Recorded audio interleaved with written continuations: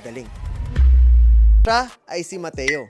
Si Mateo ay 14 years old na 6-footer. Noong una ko makita si Mateo ay akala ko sa PBB siya papasok. Ang gwapo eh. Pero syempre mas pugi ka pag sa Mavs ka pumasok. Gagawin natin yung mga kailangan niya para pagdating doon sa game, yung mga dating nahihirapan siya, unti-unti, masolve niya. Paano niya pati gagawin? Yeah. Guys, alam nyo ba na 2 oras ang isang session namin?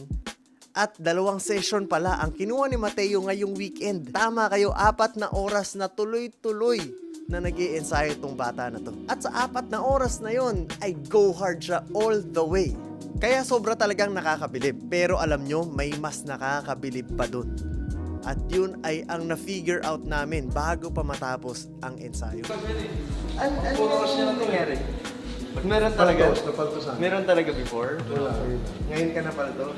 Pero nakaka-all out pa rin, no? Grabe si Mateo. Kanina pa pala may paltos pero nakaka-all out pa rin. Yung puso sa ensayo.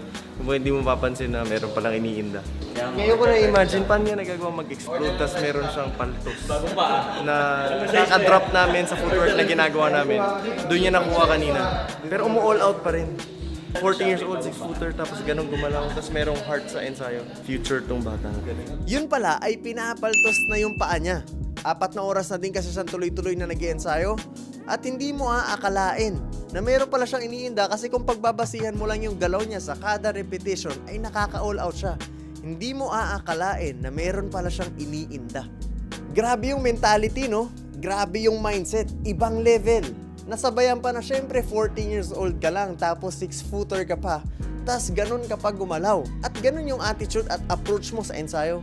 Ay grabe, masasabi ko talaga na future of Philippine basketball tong bata na to.